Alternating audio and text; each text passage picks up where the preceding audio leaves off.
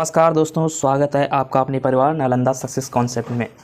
आज हम जो डिस्कस करेंगे मोस्ट इम्पॉर्टेंट करेंट के क्वेश्चंस और इनके साथ साथ स्टैटिक डाटा जो है, स्टैटिक जीके भी है, उसको भी कवर करेंगे।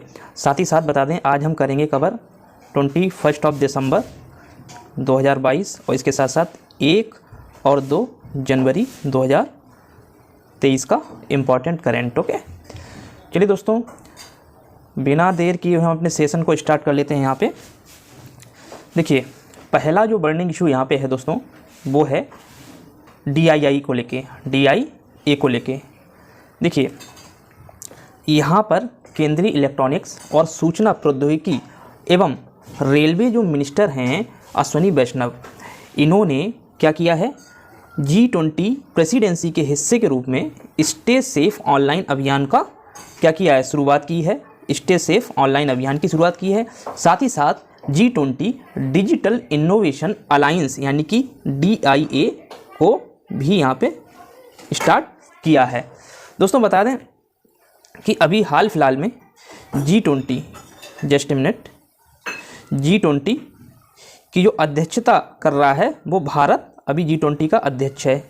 ठीक है, भारत अभी G20 की अध्यक्षता कर रहा है। और G20 के बारे में बात करें तो दोस्तों इसमें क्या है, 19 कंट्री हैं। ठीक है, साथ साथ ही यूरोपियन यूनियन है। अब ये 19 कंट्री में है कौन कौन, इनको एक बार देख लेते हैं अपन। देखिए इसमें सबसे पहले तो बता दें भारत तो है ही। ठीक है, भारत के साथ साथ जापान है। ठीक है, जापान, इंडोनेशिया, ठीक है, UK भी है, US है और अर्जेंटीना है। जस्ट मिनट, अर्जेंटीना है।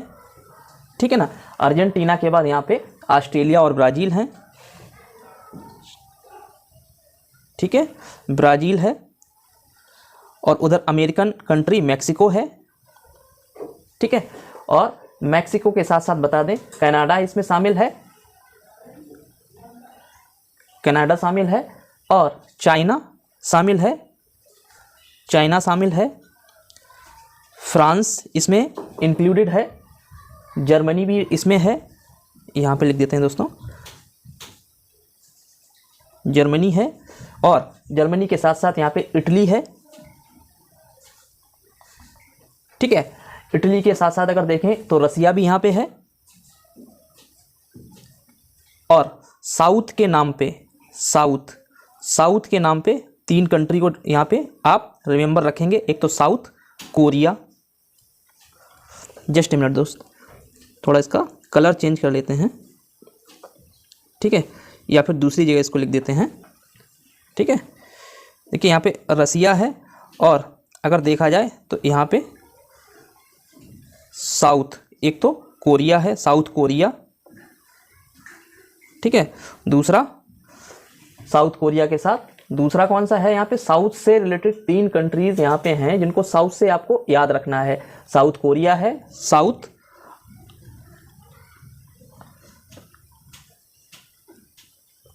कोरिया के साथ साथ यहाँ पे साउथ अफ्रीका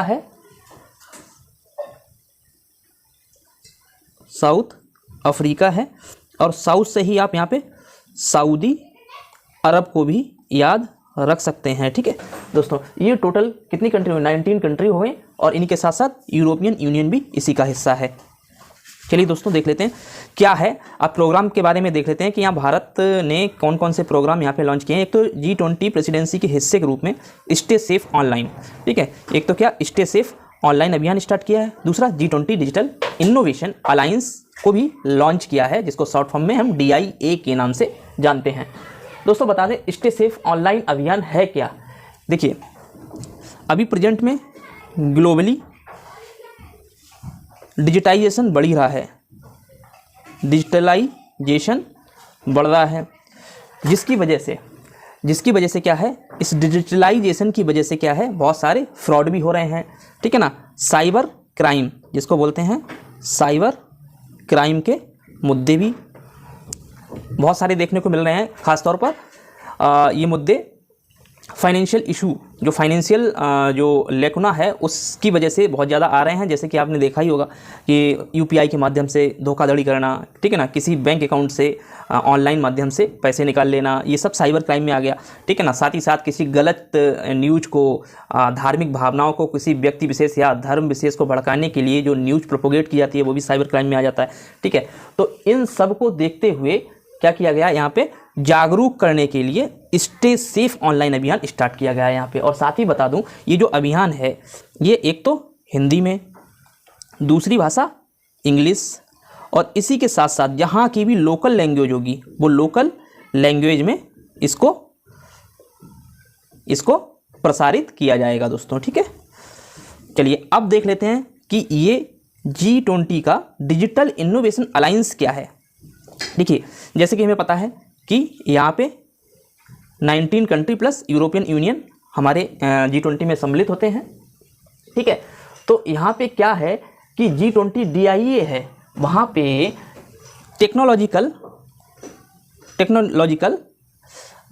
मदद, एक दूसरे की मदद की जाएगी। जैसे कि एक तरीके से जो ऑनलाइन टेक्नोलॉजी है उसको विकसित किया जाएगा विभिन्न क्षेत्रों में। जैसे कि फिनटेक हो गया, फिनटेक यानी कि फाइनेंशियल क्षेत्र में जो टेक्नोलॉजी ऑनलाइन माध्यम से आ रही है उसके बारे में जो है सहयोग किया जाएगा। साथ ही साथ एग्रीकल्चर में जो टेक होगा, एग्रीटेक, ठीक है। एग्रीटेक के साथ साथ हेल्थ टेक और एड टेक, कौन सा, हेल्थ टेक और just a minute, ed tech. बता दूं दोस्तों, हेल्थ टेक में जैसे कि अभी फ़िलहाल जो ऑपरेशन करना, कोई एक फेमस डॉक्टर है कहीं दूर है और वो कहीं दूसरी जगह पे ऑपरेशन करना चाहता है, तो वहाँ हेल्थ टेक के माध्यम से, मतलब एक तरीके से टेक्नोलॉजी के माध्यम से वो ऑपरेशन कर सकता है, ठीक है। उसी तरीके से एड टेक, एजुकेशन में टेक्नोलॉजी का यूज, जैसे कि अभी अपन पढ़ रहे हैं ऑनलाइन माध्यम से, यूट्यूब के माध्यम से, तो ये भी क्या है, एक एजुकेशनल टेक्नोलॉजी है, टेक्नोलॉजी के माध्यम से एजुकेशन को बढ़ावा, ठीक है। तो इन सारे क्षेत्रों में जो है सिक्योर डिजिटल इंफ्रास्ट्रक्चर, इन सारे क्षेत्रों में जो इंफ्रास्ट्रक्चर है यानी कि जो आधारभूत संरचना है उसका क्या किया जाएगा, यहाँ पे डेवलपमेंट किया जाएगा, क्या उसको डेवलप किया जाएगा। और इसको डेवलप करने के लिए सारे के सारे G20 कंट्री जो हैं वो आपस में सहयोग करेंगे, ठीक है दोस्तों। चलिए देख लेते हैं अगला क्वेश्चन क्या है यहाँ पे। अगला दोस्तों यहाँ पे जो न्यूज़ है वो है भारतीय सेना के 3D printed house developing unit को लेकर। दोस्तों यहाँ पे भारतीय सेना ने गुजरात के अहमदाबाद कैंट में सैनिकों के लिए पहली 3D printed housing developing unit बनाई है, उसका उद्घाटन किया गया है, ठीक है दोस्तों। बता दें कि ये 3D printed housing developing unit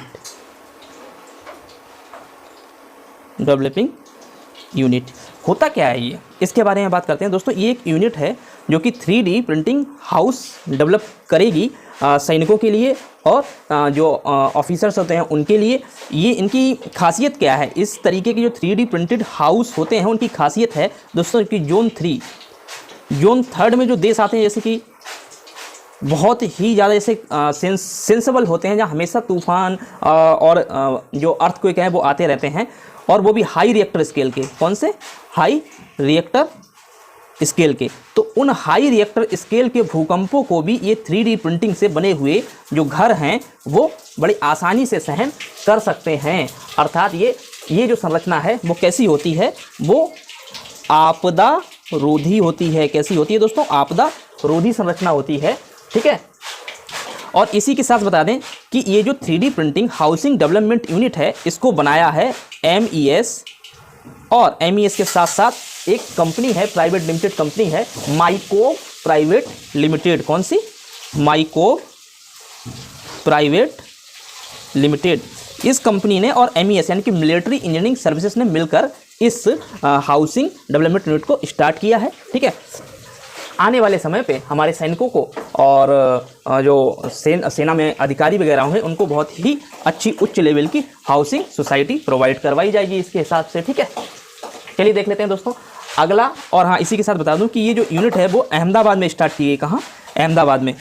question आ सकता है, इंपॉर्टेंट क्वेश्चन है कि पहली बार ऐसा कुछ हुआ है, अहमदाबाद कैंट में ये स्टार्ट किया गया है। ठीक है, साथ साथ अगर देखें तो यहाँ पे गुजरात के जो सीएम कौन है, वो भूपेंद्र पटेल जी हैं, गवर्नर आचार्य देवव्रत जी हैं। यहाँ के जो मंदिर हैं उनमें जो फेमस है नागेश्वर मंदिर है, एक सोमनाथ मंदिर है। ठीक है, और वन्य जीव अभ्यारण्य में देखें तो समुद्री वन्य जीव अभ्यारण्य खटचिकी खाड़ी जो है वो यहाँ पे मिलती है। ठीक है, दूसरा अगर देखें तो जो परमाणु ऊर्जा संयंत्र है काकरापारा, वो गुजरात में ही है। ठीक है, नल सरोवर पक्षी अभ्यारण्य यहाँ पे है, और नारायण सरोवर वन्य जीव अभ्यारण्य यहाँ पे है। Sardar Sarovar hydro electric power plant भी यहाँ पे है। पोरबंदर झील वन्य जीव अभ्यारण्य भी यहाँ पे है। अगर देखा जाए तो 3 वन्य जीव अभ्यारण्य, मतलब 2 तो ये नारायण सरोवर हो गया और एक पोरबंदर झील हो गई, दूसरा नल सरोवर पक्षी अभ्यारण्य हो गया। ठीक है, काकरापारा परमाणु ऊर्जा संयंत्र यहाँ पे है, इससे क्या इलेक्ट्रिसिटी बनती है। ठीक है, साथ ही साथ यहाँ पे हाइड्रो इलेक्ट्रिक पावर प्लांट भी है सरदार सरोवर के नाम से इसी। ठीक है, चलिए दोस्तों देख लेते हैं अगला न्यूज़ क्या है। अगला न्यूज़ यहाँ पे है डिजिटल भुगतान को लेके।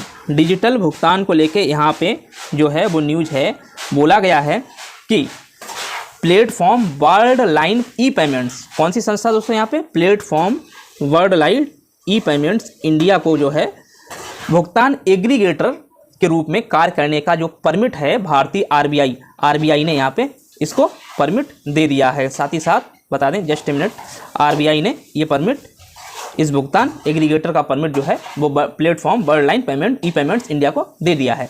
अब देखो एग्रीगेटर क्या होता है। एग्रीगेटर, देखिए एग्रीगेटर जो होता है एक तरीके का जो ई कॉमर्स कंपनियां होती हैं उनके लिए भुगतान स्वीकार करने का एक प्लेटफॉर्म होता है ग्राहकों के बिहाफ पे। ठीक है, साथ ही साथ बता दें कि ये जो एग्रीगेटर कंपनियां होती है, पेमेंट एग्रीगेटर, ठीक है, इन कंपनियों के लिए विनियमन स्टार्ट हुआ था दोस्तों 2019 में। जब इनका चलन बढ़ गया तो आरबीआई ने देखा, क्योंकि आरबीआई नोटों का निर्गमन करता है और जो भी देश के अंदर जो भी वित्तीय लेन देन होता है उनके लिए क्या करता है, वो नियम बनाता है, बैंकों के लिए भी बनाता है। तो इसलिए जब इनका जो पेमेंट एग्रीगेटर हैं उनका चलन बहुत बढ़ गया, तो ऐसे में आरबीआई ने क्या किया, आरबीआई ने क्या कर दिया, यहाँ पे एग्रीगेटर बैंकों के लिए भी क्या नए नियम निर्धारित किया, और ये 2019 से निर्धारित किए गए दोस्तों। ठीक है, चलिए दोस्तों देख लेते हैं अगला न्यूज़ क्या है। यहाँ पे अगला न्यूज़ है जापानी वास्तुकार अराता इशोजाकी। ठीक है, कौन से, अराता इशोजाकी, जो कि एक प्रिट्जकर पुरस्कार विजेता थे, जिन्होंने लॉस एंजल्स में समकालीन कला संग्रहालय को डिजाइन किया था। किसको डिजाइन किया था, समकालीन कला संग्रहालय। और ये कहाँ है, ये अमेरिका के लॉस एंजल्स में है। उनकी मृत्यु हो गई है यहाँ पे 91 ईयर्स में। ठीक है दोस्तों, अब बात करते हैं कि ये जो प्रिट्जकर पुरस्कार है, कौन सा, प्रिट्जकर अवार्ड, ये दिया जाता है आर्किटेक्चर के क्षेत्र में, आर्किटेक्चर के फील्ड में इसको दिया जाता है। यानी कि वास्तुकार, जो अच्छे वास्तुकार होते हैं उनको ये पेमेंट, ये एक पुरस्कार दिया जाता है। ठीक है ना, और इसको जो ये पुरस्कार जो है वो स्टार्ट हुआ था 1979 में। कब स्टार्ट हुआ था, 1979 में। और इस पुरस्कार को जो स्पॉन्सर्ड करता है वो करता है हयात फाउंडेशन। कौन सा, हयात फाउंडेशन। ठीक है, चलिए दोस्तों देख लेते हैं अगला न्यूज़ क्या है। अगला न्यूज़ है संयुक्त राष्ट्र महासचिव एंटोनियो गुटेरस ने काला सागर अनाज पहल के लिए संयुक्त राष्ट्र समन्वयक के रूप में कुवैत के अब्दुल समद दास्ती की नियुक्ति की है। दोस्तों बता दें कि अभी जो प्रेजेंट में जो मध्य एशिया के देश हैं और रसिया, उनमें थोड़ा तानातानी चल रही है। क्यों, क्योंकि नाटो और वार्सोवा, जब हम इंटरनेशनल रिलेशन पढ़ेंगे या फिर सेकेंड वर्ल्ड वार को पढ़ेंगे तब वर्सोवा के बारे में पढ़ेंगे, नाटो के बारे में पढ़ेंगे, नेम के बारे में पढ़ेंगे। नेम मतलब कि नॉन अलायंस मूवमेंट, जो कि भारतीय प्रधानमंत्री जवाहरलाल नेहरू के द्वारा चलाया गया था। उसके संबंधित 73 कंट्रीज़ के बारे में जानेंगे। यहाँ पे क्या है दोस्तों, नाटो और वर्सोवा, यानी कि यूएसएसआर पहले था, यूएसएसएआर था, यूनाइटेड सोवियत संघ रूस। ठीक है ना, ठीक है।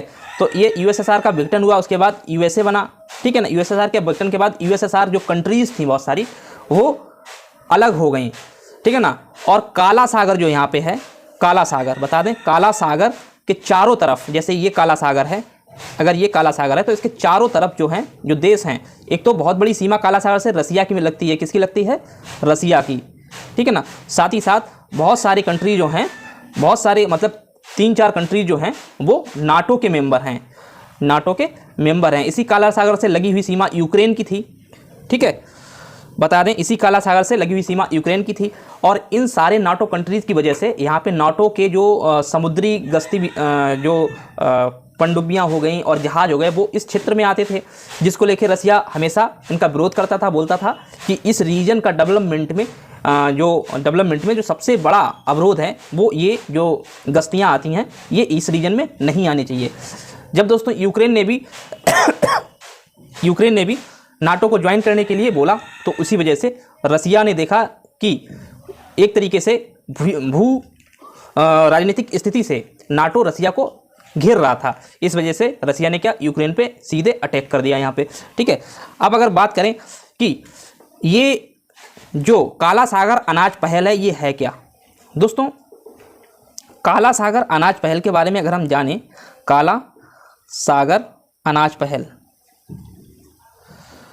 देखिए अभी प्रेजेंट में क्या हो रहा है, यूक्रेन और रसिया बार चल रहा है।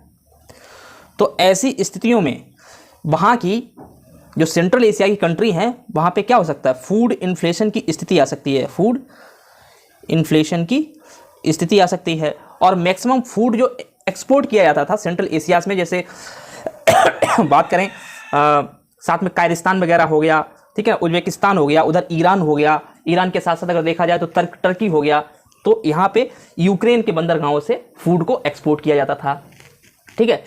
अब यूक्रेन तो अंडर अटैक है, ठीक है, तो ऐसी स्थिति में यूएन और टर्की की मध्यस्थता के उपरांत यूक्रेन और रसिया के बीच एक समझौता हो गया है कि वो जो फूड से रिलेटेड जितने भी जहाज हैं उनको सुरक्षा प्रदान करेंगे और उनको बिना अवरोध के जाने देंगे, ठीक है ना।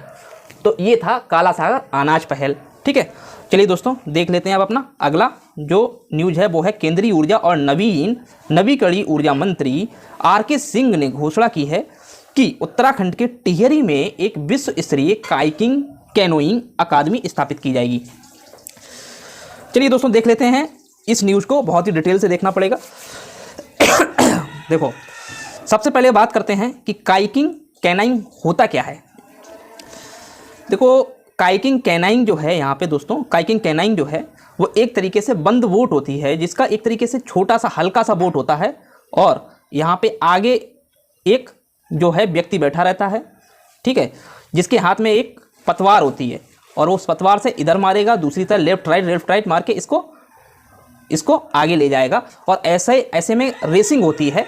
तो ये स्टार्ट की जा रही है, ठीक है ना, कहाँ पे, टिहरी पे, ठीक है। और इसी के साथ साथ बता दें कि टिहरी में ये जो स्टार्ट हो रहा है वो कोई नेशनल स्तर पे नहीं, अंतर्राष्ट्रीय स्तर पे इसका एक तरीके से पर्यटन के तरीके से इसका क्या किया जा रहा है, विकास किया जा रहा है यहाँ पे उत्तराखंड सरकार और सेंट्रल गवर्नमेंट के द्वारा, ठीक है। साथ ही साथ बता दूं कि टिहरी झील का अब आपको पता ही अंतर्राष्ट्रीय पर्यटन स्थल के रूप में विकास किया जाएगा, जिससे क्या हो जाएगा, उत्तराखंड की जो फाइनेंशियल कंडीशन है वो भी इससे बेटर होगी, ठीक है। और जो उत्तराखंड में नई खेल नीति भी स्टार्ट की गई है अभी यहाँ पे, ठीक है, जिसके अनुसार क्या होगा, न्यू खेल नीति, जो नई खेल नीति यहाँ पे स्टार्ट हुई है, नई खेल नीति, इसके तहत क्या है, जो गवर्नमेंट जॉब्स होंगी उनमें खिलाड़ियों को क्या दिया जाएगा, जो प्लेयर्स होंगे उनको रिजर्वेशन मिलेगा, क्या, रिजर्वेशन दिया जाएगा, ठीक है। अब अगर देखें कि उत्तराखंड के मुख्यमंत्री इस समय कौन है, तो वो हैं पुष्कर सिंह धामी जी, राज्यपाल गुरमीत सिंह हैं, और यहाँ पे और जो पर्यटक स्थल हैं, वन्यजीव अभ्यारण्य हैं, और जो मुख्य रूप से पर्यटन के माध्यम से पर्यटन के लिए जो मुख्य चीज़ें हैं उनके बारे में जान लेते हैं। आसन संरक्षण रिजर्व यहाँ पे है, देश का पहला मास गार्डन उत्तराखंड में आया था, नंदा देवी राष्ट्रीय उद्यान यहाँ पे है जो अक्सर एग्जाम में पूछा जाता है। साथ ही साथ मसूरी वन्यजीव अभ्यारण्य, जिम कॉर्बेट नेशनल पार्क और केदारनाथ वन्यजीव अभ्यारण्य, फूलों की घाटी राष्ट्रीय पार्क नेशनल पार्क यहाँ पे है, गोविंद पशु विहार वन्यजीव अभ्यारण्य यहाँ पे है, और देश का पहला पॉलिनेटर पार्क, इंपॉर्टेंट है, इसको जरूर याद कर लें। देश का पहला पॉलिनेटर पार्क कहाँ है? उत्तराखंड में है।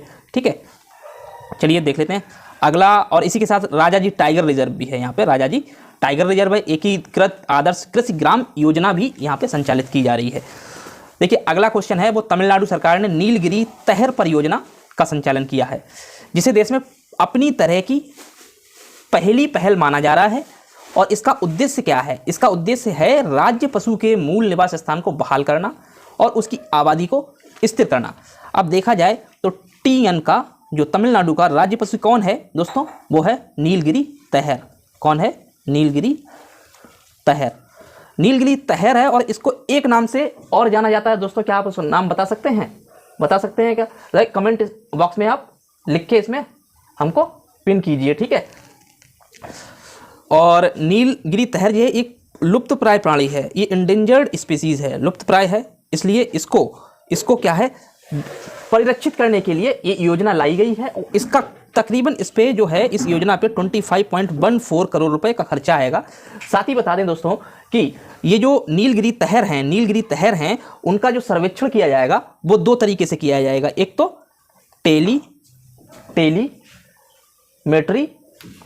टेलीमेट्री और दूसरा जो है दोस्तों वो है रेडियो कॉलरिंग। कौन सा है? Radio colouring. इन दो टेक्निक से ये इंडेंजर स्पीसीज का क्या किया जाएगा? सर्वेक्षण किया जाएगा। ठीक है, और उनकी जो संख्या है उन पे नज़र रखी जाएगी कि संख्या घट रही है, बढ़ रही है या स्थिर है। हालांकि अभी जो नीति है उसके अनुसार इनको पहले तो स्थिर करने के ऊपर जोर दिया जा रहा है। ठीक है, आगे तमिलनाडु के बारे में बात करें तो इसके मुख्यमंत्री M.K. स्टालिन हैं। ठीक है, और यहाँ पे देखा जाए तो गिंडी राष्ट्रीय उद्यान है। ठीक है ना, गिंडी एक जगह का भी नाम है साउथ इंडिया में। गिंडी राष्ट्रीय उद्यान है। मन्नार समुद्री राष्ट्रीय उद्यान की खाड़ी है यहाँ पे। ठीक है, सत्यमंगलम टाइगर रिजर्व है, STR, ये इंपॉर्टेंट है, इसको याद रखना। मधुमलाई राष्ट्रीय उद्यान, ठीक है ना, ये भी इंपॉर्टेंट है, इसको याद रखना है आपको। ठीक है ना, मुकुर्ती राष्ट्रीय उद्यान भी यहाँ पे है, ये ज़्यादा इंपॉर्टेंट नहीं है। इंदिरा गांधी राष्ट्रीय उद्यान, इसको भी आपको याद रखना है, वो भी कहाँ है? तमिलनाडु में है। साथ साथ कलक्कड़ मुंडनथुराई टाइगर रिजर्व, ठीक है ना, कलक्कड़ मुंडनथुराई टाइगर रिजर्व भी कहाँ पे है? यही तमिलनाडु में है। देखो इसको याद रखने की जरूरत नहीं, नाम ही ऐसा है। ठीक है, मींदुम मंजपाई योजना, ये भी तमिलनाडु की है। ठीक है ना, और मुख्यमंत्री नाश्ता योजना यहाँ पे चलाई जा रही है, इसको याद रखना है आपको। ठीक है, NM एजुथुम योजना, ये इतना इंपॉर्टेंट नहीं है। ठीक है, चलिए दोस्तों देख लेते हैं अगला न्यूज़ क्या है यहाँ पे। अगला न्यूज़ है HDFC बैंक ने स्टार्ट अप समुदाय के साथ अधिक गहराइयों से जुड़ने और राज्य में उद्यमिता को बढ़ावा देने के लिए स्टार्टअप मिशन के लिए एक समझौता ज्ञापन पे हस्ताक्षर किया है, यानी कि MOU पे साइन किया। और ये MOU किसके बीच हुआ है? एक तो HDFC के बीच हुआ है, HDFC और कौन सी? केरल सरकार के मध्य। ठीक है, इसी के साथ साथ बता दूं कि HDFC बैंक जो है उसके CEO कौन है और हेडक्वार्टर कहाँ पे है, चेयरमैन कौन है, इनके बारे में भी जान लेते हैं दोस्तों। हेडक्वार्टर तो HDFC का क्या है? मुंबई में है। ठीक है, और साथ ही बता दूं कि इसके जो CEO हैं वो हैं शशिधर जी। कौन है? शशिधर जी। और जो चेयरमैन हैं वो हैं अतानु जी, अतानु चक्रवर्ती। ठीक है, चलिए दोस्तों देख लेते हैं अगला न्यूज़ क्या है यहाँ पे। और ये जो, हाँ दोस्तों बता दें, अगर ये जैसे यहाँ पे जो कुछ केरल से संबंधित जो महत्वपूर्ण जानकारियाँ हैं, अगर मैं इनको यहाँ पे डिस्कस नहीं कर रहा हूँ तो आप ये PDF फाइल जो है सेम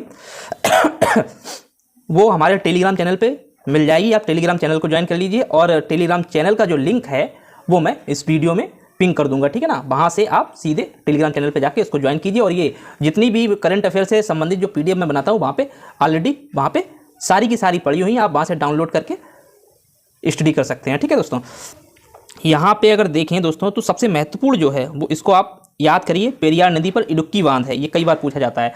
और कुमारकोम राष्ट्रीय उद्यान यहाँ पे है। ठीक है ना, इसको भी याद कर लीजिए। ठीक है, साइलेंट वैली नेशनल पार्क भी यहाँ पे है, ये भी इंपॉर्टेंट है। ठीक है, और अनामुडी 16 राष्ट्रीय उद्यान, इसको भी याद कर लीजिए। और बता दें केरल जो है फेमस किसके लिए है? मसालों के लिए है। ठीक है ना। मसालों के लिए केरल को जाना जाता है, ठीक है, मसालों का बगीचा भी इसे बोलते हैं।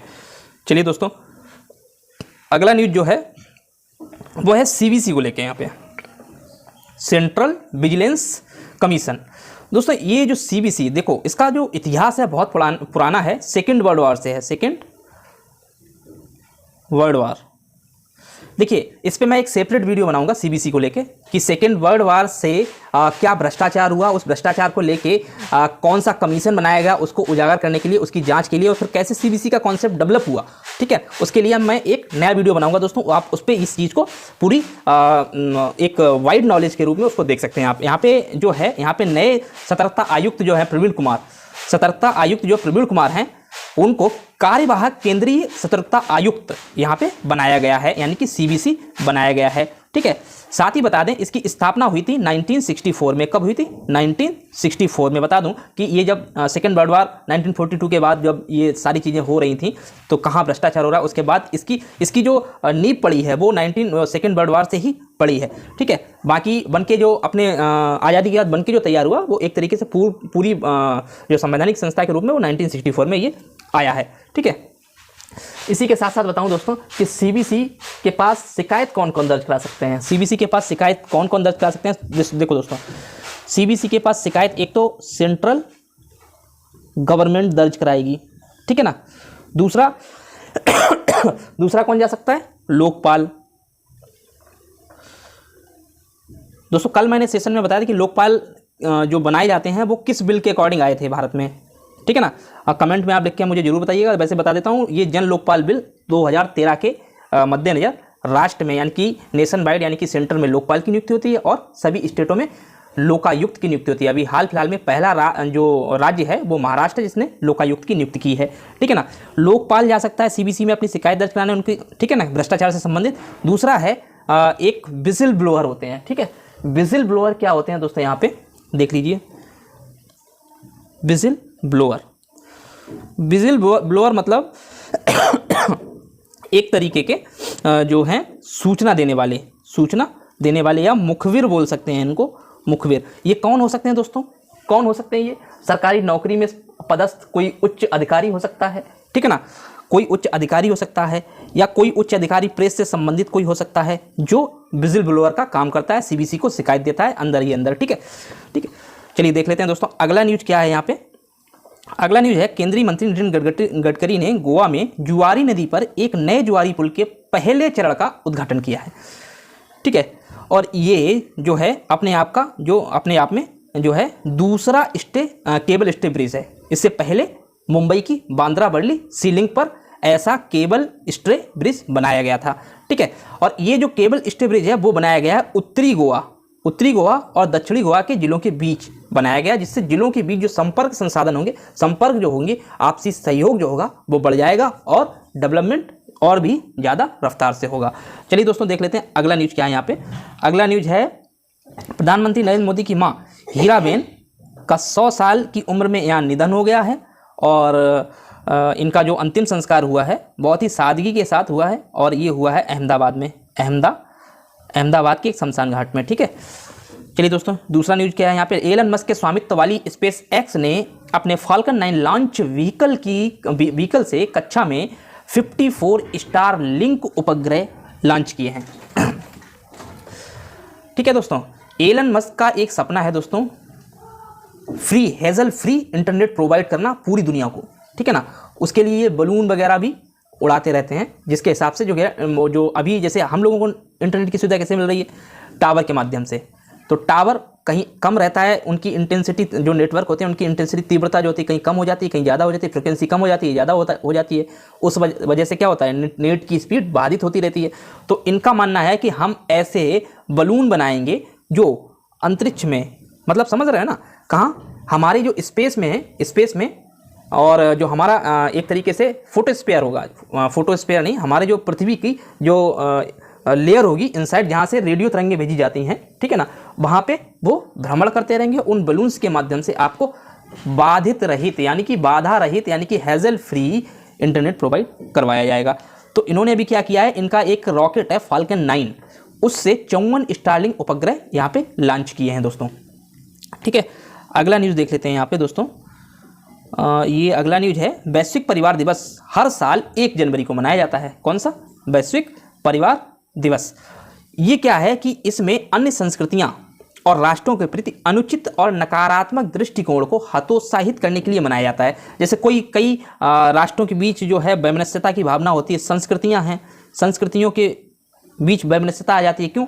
एक भावना होती है कि मेरी संस्कृति सबसे बेटर है, सबसे अच्छी है, तो अन्य संस्कृतियां और उनके बीच में जो वैमनस्यता आ जाती है उनको कम करने के लिए, ठीक है ना, उनको ख़त्म करने के लिए 1 जनवरी को वैश्विक परिवार दिवस के रूप में नामित किया गया है यूएनओ के द्वारा। ठीक है, यहाँ जो है कि यह दिन जो होता है कि इस दिन के माध्यम से राष्ट्रों और संस्कृतियों में एकता, समुदाय और भाईचारे की भावना को पैदा करने का प्रयास किया जाता है।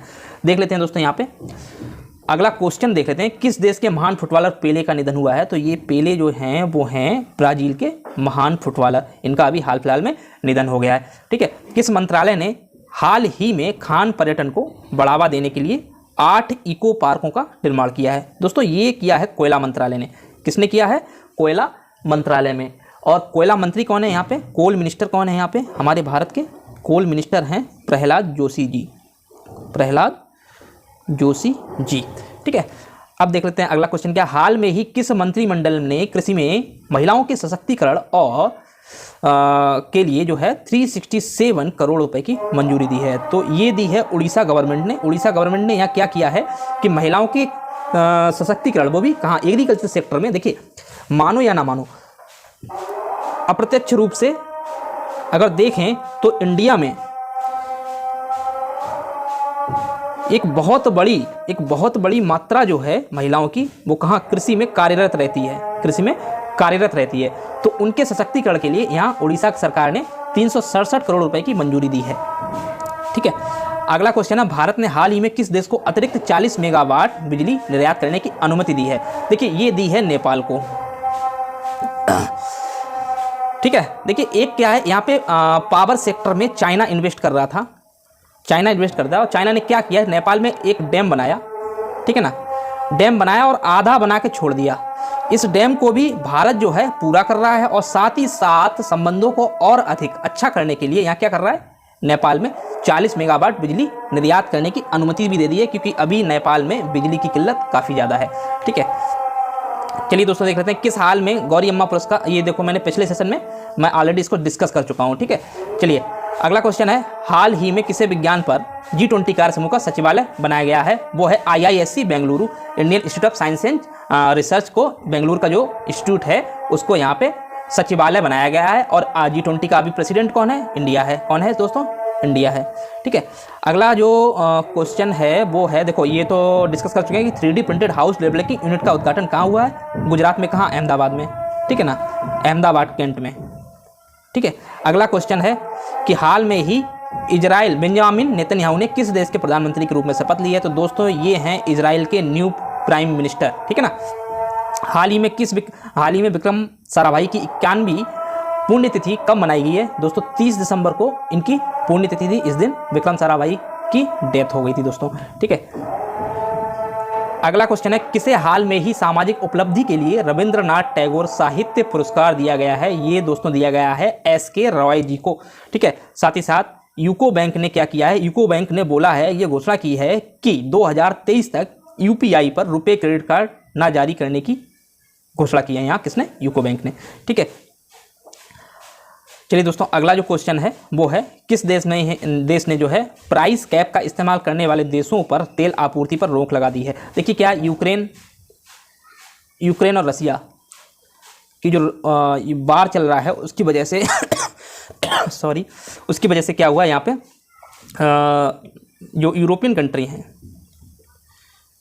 कंट्री हैं वो रसिया के अगेंस्ट हैं और वो क्या कर रही हैं, बोल रही हैं कि हम रसिया का जो तेल खरीदे हैं उस पर कैपिंग कर देते हैं। ये $60 पर बैरल खरीदने की बात कर रही हैं। इस कैपिंग का जो इस्तेमाल जो भी देश कर रहे हैं उन देशों को रसिया ने क्या, अपना कच्चा तेल देने से मना कर दिया है दोस्तों। और ये जो $60 पर बैरल की जो कैप है इसको इंडिया ने मानने से इनकार कर दिया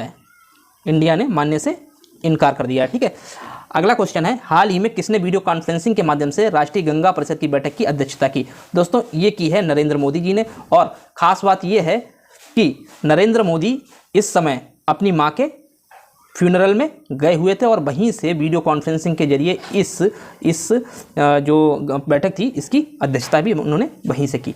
दोस्तों आज के सेशन को यहीं पे बाइंड अप करते हैं। अगर आपको हमारा सेशन, हमारा प्रयास अच्छा लग रहा है तो हमारे वीडियो को लाइक करें, चैनल को सब्सक्राइब करें और शेयर करें। इसी के साथ साथ बता दूं दोस्तों, अगर ये जो मैं यहाँ पे जितने भी लेक्चर लेता हूँ, जितने भी करंट अफेयर रिलेटेड सेशन करता हूँ, उन सबकी PDF फाइल एज इट आपको हमारे टेलीग्राम चैनल पे मिल जाएगी। आप हमारे टेलीग्राम चैनल को ज्वाइन करने के लिए डिस्क्रिप्शन बॉक्स में लिंक पड़ा हुआ है, वहाँ पर डायरेक्ट क्लिक करके सीधे टेलीग्राम चैनल को ज्वाइन कर सकते हैं। दोस्तों चलिए मिलते हैं अगले सेशन में, तब तक के लिए नमस्कार।